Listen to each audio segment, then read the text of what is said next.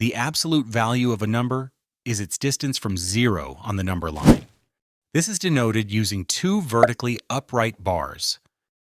For example, the absolute value of 5 is 5, since the number 5 is at a distance of 5 units from 0 on the number line. The absolute value of -5 is also 5, since the number -5 is also 5 units away from 0 on the number line. In the same way, the absolute value of 4 and the absolute value of -4 are both equal to 4, since both numbers are 4 units away from 0 on the number line. Let's apply this knowledge to solve some absolute value equations. This first equation is the absolute value of x equals 8.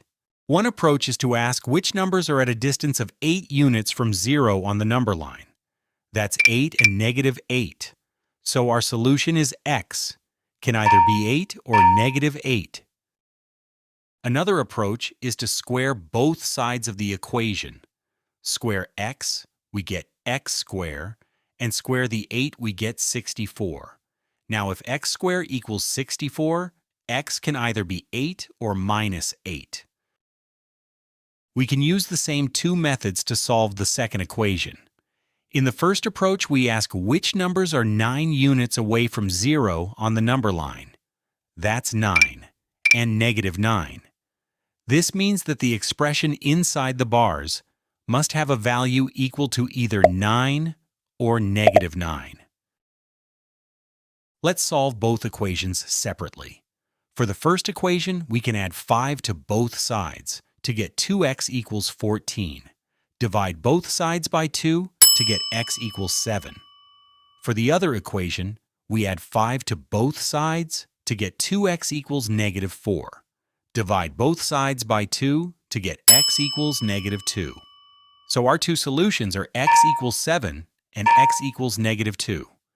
It is always a good idea to check your solution by substituting the values for x in the original equation. If x is 7, 2 times 7 minus 5 is 9, and if x is -2, 2 times -2, -5 is -9. The absolute value of both 9 and -9 is 9, so the solutions are valid. The second option is to square both sides. Now 2x minus 5 times itself would give a quadratic expression on the left.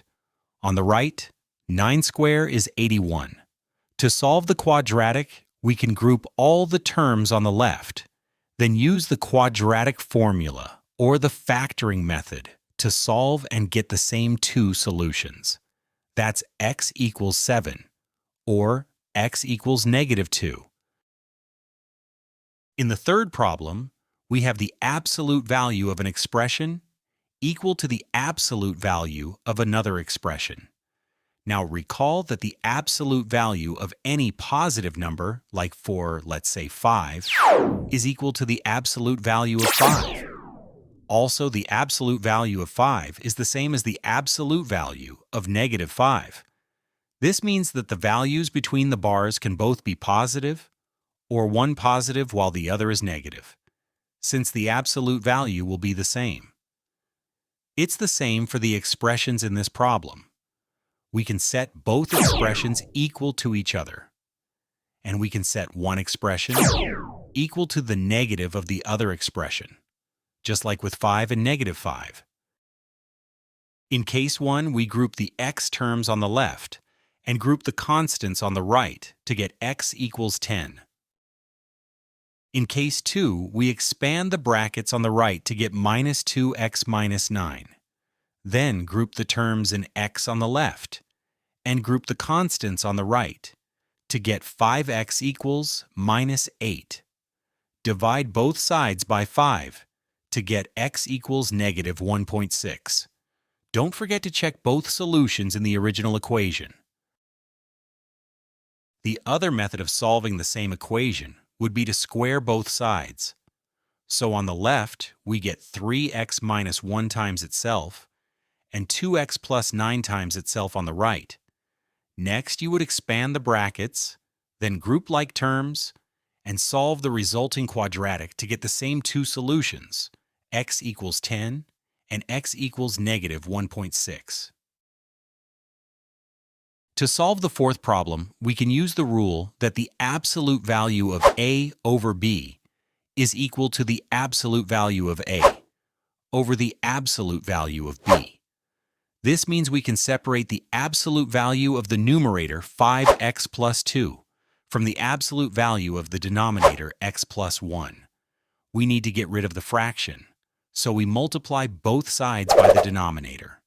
So we end up with the absolute value of 5x plus 2 equal 4 times the absolute value of x plus 1. Now, just like in the previous example, we can equate the values between the absolute value bars in one case, while in the other case, we can equate the value on the left to the negative of the other value on the right. In case 1, we expand the brackets, then group like terms to get x equals 2. In case 2, we expand the brackets, group like terms, and solve to get x equals negative 2/3. Another method would be to square both sides and solve the resulting quadratic. Just remember to check your solutions. Thanks for watching. Remember to like, share, and subscribe. See you soon.